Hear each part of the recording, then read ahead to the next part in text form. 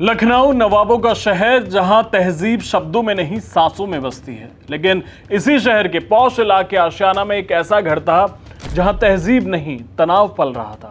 सब कुछ सामने आया जब पड़ोसियों को एक अजीब बदबू महसूस हुई। शुरुआत में किसी ने ध्यान नहीं दिया, सोचा शायद कूड़ा, शायद सीवर की बदबू होगी, लेकिन ये बदबू हर घंटे तेज होती जा रही थी। दरवाजे बंद थे, खिड़कियां भी। जब पुलिस मकान नंबर 91 पे पहुंची, 91 पर पहुंची और अंदर दाखिल हुई तो वहां जो दिखा उसने सन्नाटा पैदा कर दिया। घर के ग्राउंड फ्लोर के एक खाली कमरे में रखा था एक बड़ा नीला ड्रम। ढक्कन हटाया गया और उसी पल ये साफ हो गया कि ये बदबू किसी नाली या गटर की नहीं है। ये बदबू थी एक पिता की लाश की। ड्रम के अंदर था मशहूर पैथोलॉजी और शराब कारोबारी मानवेंद्र सिंह का कटा हुआ धड़। लेकिन सबसे खौफनाक बात यह नहीं थी। खौफनाक ये था कि यह कत्ल किसी दुश्मन ने नहीं किया था। यह कत्ल किया था उसके अपने 21 साल के बेटे अक्षत प्रताप सिंह ने। अक्षत बीकॉम का छात्र था, लेकिन पिता की ख्वाहिश कुछ और थी। मानवेंद्र सिंह चाहते थे कि बेटा डॉक्टर बने, नीट निकाले, इज्जत बढ़ाए। अक्षत 2 बार नीट दे चुका था, दोनों बार फेल। घर में हर दिन ताने, हर सुबह याद दिलाया जाता कि तेरी उम्र निकल रही है। धीरे धीरे पढ़ाई का दबाव मानसिक तनाव में बदल गया। घर में मां नहीं थी, 9 साल पहले उसकी मौत हो चुकी थी। घर में थे एक सख्त पिता, एक छोटी बहन।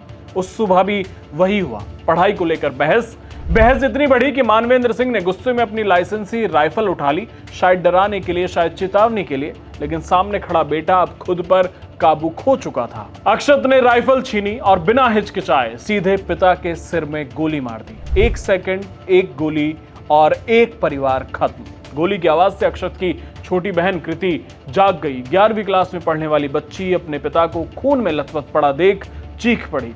लेकिन अक्षत उस वक्त किसी इंसान जैसा नहीं था। उसने बहन को धमकाया कि अगर किसी को बताया तो तुझे भी मार दूंगा।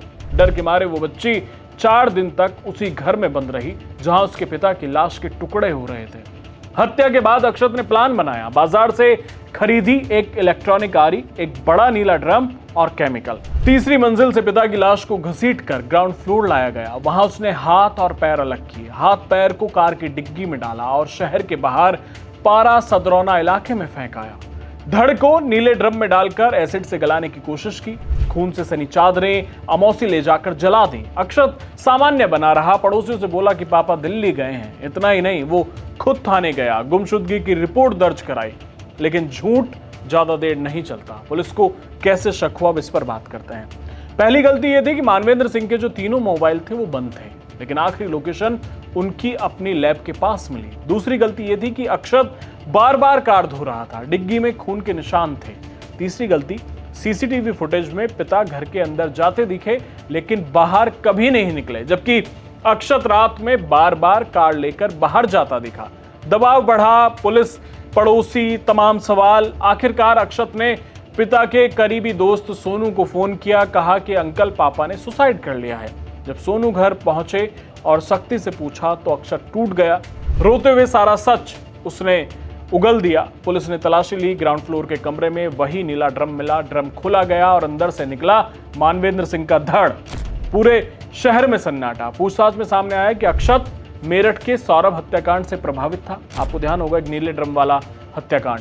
नीला ड्रम, एसिड, लाश गलाने की कोशिश, सब कुछ कॉपी किया गया सौरभ हत्याकांड से। मानवेंद्र सिंह मर गए, अक्षत जेल में है और उसकी बहन कृति जिंदगी भर के लिए ट्रॉमा में।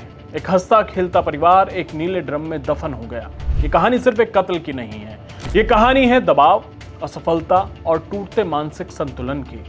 और सवाल यही है, क्या हम वक्त रहते ऐसे संकेतों को समझ पा रहे हैं? आखिर कब तक हम करियर के नाम पर बच्चों को मशीन बनाएंगे और कब तक ये बच्चे अपनी नाकामियों का गुस्सा अपने खून से शांत करेंगे?